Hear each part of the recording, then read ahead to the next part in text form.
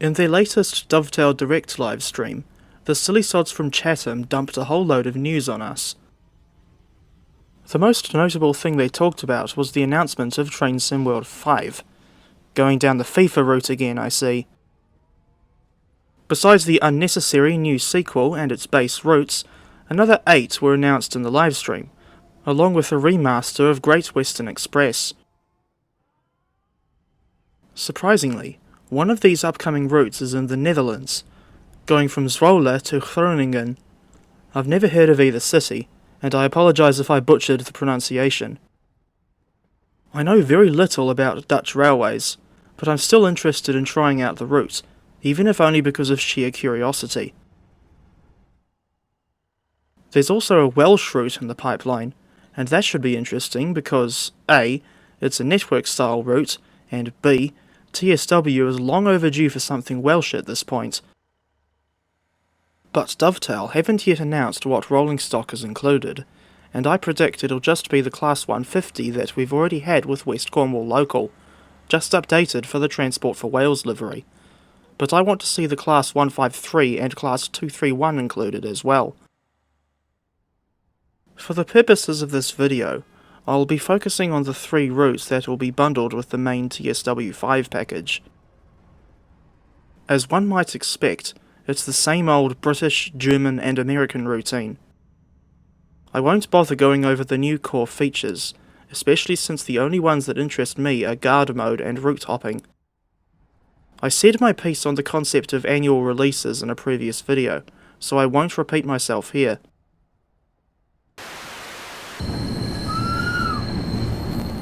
As for prices, they're as steep as the Arosa line, although that's to be expected these days.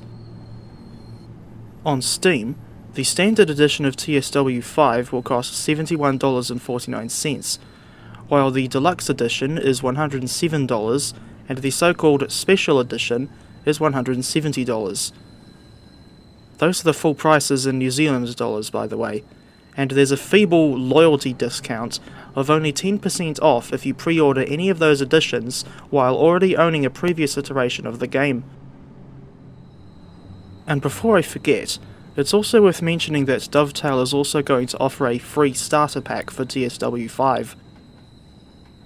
It would allow new and veteran players to get into the quote-unquote new game without pissing away loads of money on any of the base routes if they don't want them, but the starter pack will only include the core game and the training centre route, plus the livery designer and a couple of other minor things.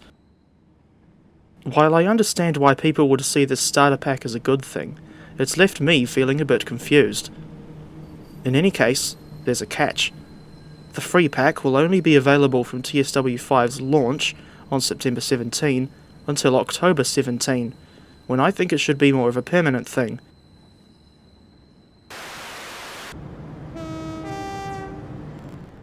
TSW5's core British route is West Coast Main Line, London Euston to Milton, Keynes. In 2020, Dovetail made a WCML route in Train Simulator Classic, but despite having a disastrous release, at least that version actually went all the way to Birmingham New Street, albeit with the annoying omission of the Northampton loop. According to Dovetail in their new roadmap article, the WCML is one of the most highly requested UK routes for TSW to date. The suggestions I usually make focus on more obscure / less predictable systems, and I was a bit disappointed to see yet another British passenger route coming to the game.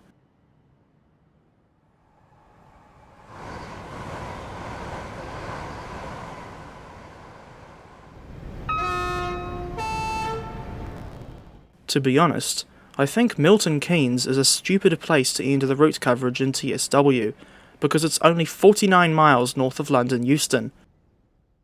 Not helping the situation is the lack of the 6.5 mile long branch line from Watford Junction to St Albans Abbey. This is not the first time DTG have left out a short branch from a route when it would have actually made sense to include it. At least we can potter about on the Abbey line in TS Classic, although that version, included as part of backdated Train Sims North London lines, BR/NSE, is set in the late 1980s. On the plus side, the rail scene should at least be reasonably varied.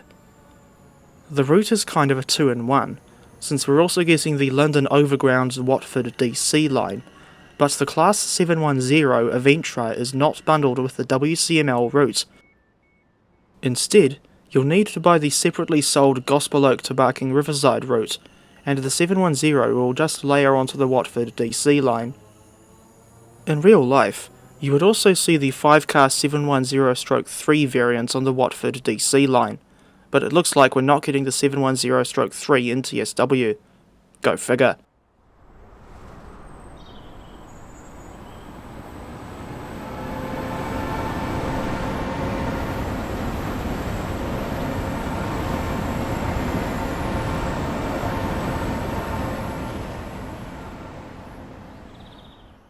As for rolling stock bundled with the WCML route itself, you'll get the Class 350 and Class 377/2 electric multiple units, in LNWR and Southern liveries respectively. It makes sense to include a dual voltage variant of the 377, because those units do run on part of the WCML in real life, as a direct service from Milton Keynes to East Croydon, although I expect you'll only be able to drive that service as far as Wembley Central. Personally, I would prefer to see the 5-car 377/7 in TSW instead of the older 377/2.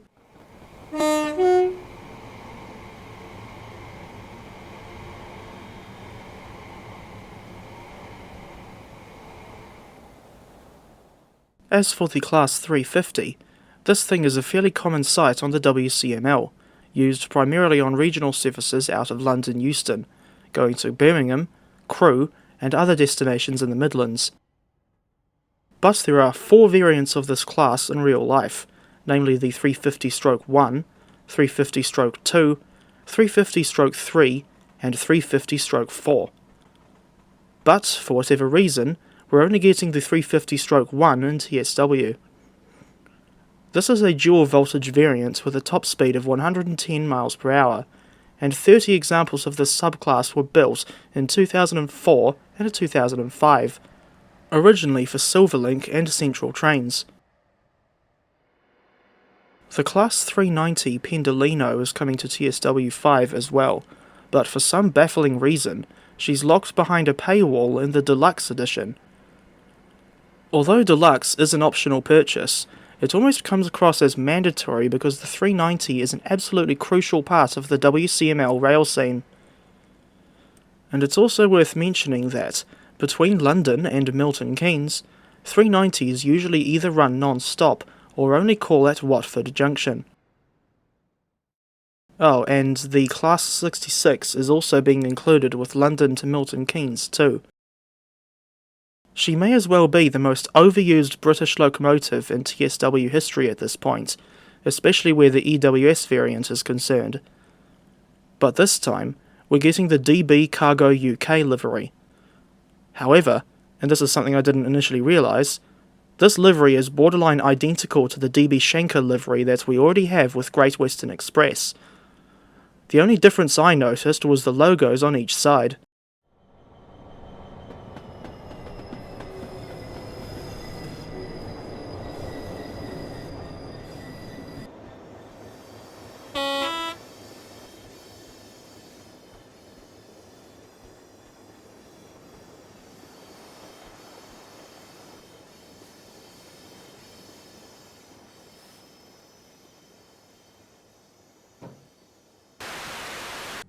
As for the base German route in TSW5, this will be the Kinzigtalbahn, Frankfurt am Main to Fulda. This is a slightly more reasonable length of 64 miles, or 103 kilometers, but I don't have much to say about the route itself, since I've never heard of it before. But what I do know is that Fulda already appears in TSW as part of the Kassel to Würzburg route, a long and boring high-speed line with the ICE 1 and ICE 3. The vast majority of German TSW routes are electrified standard gauge lines, and the Kinzigtalbahn is no exception. Come to think of it, they're all standard gauge, and we've never seen a single narrow gauge German route in TSW. Thinking back to the ice trains, the Kinzigtalbahn will include the BR411 Ice T, not the 5-car BR415 variant as well, unfortunately. The BR411 is a 7-car EMU with tilting functions, and I'm interested to see another variant of the Ice family come to TSW. The others currently in the game are the BR401 Ice 1, BR403 Ice 3, and BR406 Ice 3M. On the subject of the Ice T, we already have this thing in TS Classic. This add-on is older than I thought, having been released in November 2013. But when they made this add-on, Dovetail reused the sounds from the Ice 3, despite the fact that the real Ice T sounds nothing like an Ice 3. But from what I've read in the roadmap article, Dovetail have recorded entirely new sounds for the Ice T in TSW5, and here's hoping they'll at least be good.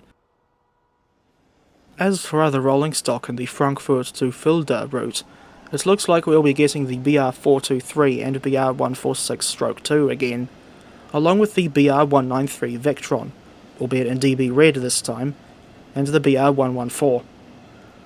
I think the 114 is meant to be a new addition, but she looks so similar, if not identical, to the BR143, which we already have in the game, that she's barely a new addition. At least the BR112, included with the Hamburg to Lübeck route, has one noticeable difference where the headlights are concerned. People who buy the deluxe edition will also get a Flixtrain variant of the BR193 Vectron. All I know about Flixtrain is that it's some kind of budget service, and this is the first private German passenger operator to appear in TSW. And as one might expect, the Doppelstockwagen coaches are returning yet again. But at this point, I'm absolutely sick of them, and I think they're the most overused coaches in TSW history. Instead of ranting about Dovetail's excessive use of Doppelstockwagen coaches down the years, I decided to try playing the saxophone riff from Quarterflash's Harden My Heart on the Vectron's horn, although it's not as easy to play as the alto saxophone riff from War's Lowrider.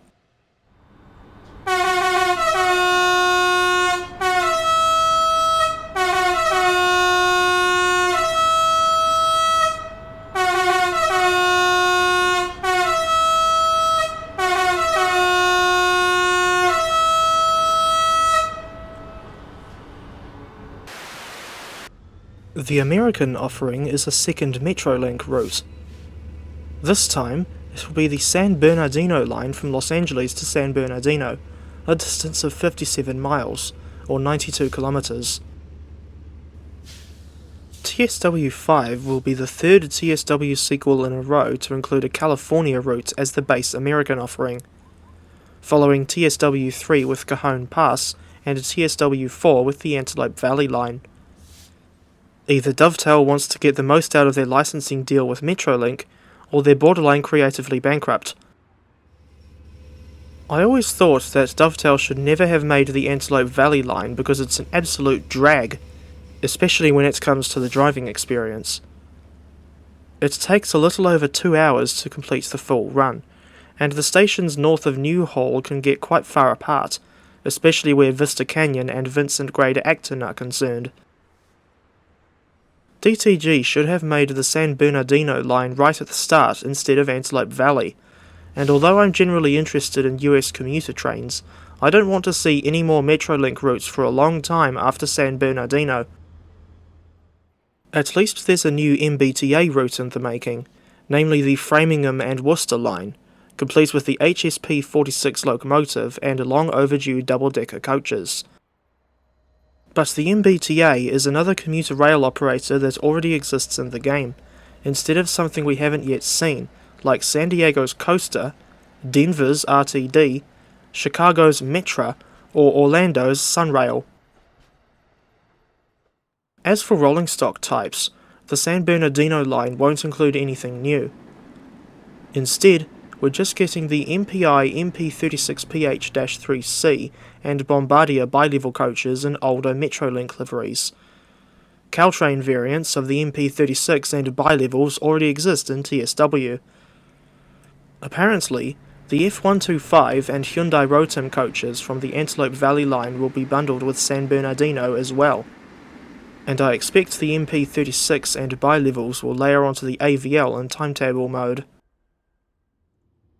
I will say that I was surprised to read, in the roadmap article, that Metrolink ran a private train over the full San Bernardino line for Dovetail to record sounds from the MP36. I was expecting the devs to just reuse the sounds from the existing Caltrain variant. In any case, I'm hoping that the San Bernardino line will be less of a crushing bore than the Antelope Valley line. But it doesn't change me being bored of the California routes in general, with the exception of the Peninsula Corridor. That one is decent, but not where the scenery is concerned. I try to enjoy Train Sim World for what it is, but over time, that's getting increasingly difficult because of Dovetail's ridiculous shenanigans. I've seen varying reactions to the Train Sim World 5 announcement, and at the end of the day, I can't decide what I think of it overall. In other words, I don't hate it, but I don't like it. Nor do I even have a middle-of-the-road view. This thing just exists. I would be fine with the Routes bundle if it didn't have to come with a whole new game, and the core features, like guard mode, route hopping, etc., should have just been free updates to TSW4. To the people who are frustrated with Dovetail's practices, I encourage you to vote with your wallets by holding off from buying this crap, and I dare say that I'll essentially just be taking one for the team again. As much as I hate annual releases, I don't expect the silly sods from Chatham to change their ways anytime soon, no matter how strong the backlash may get. Anyway, now that this video is done, I'm off to get my breath back, and watch Citation Needed while waiting for my long overdue return to normal health.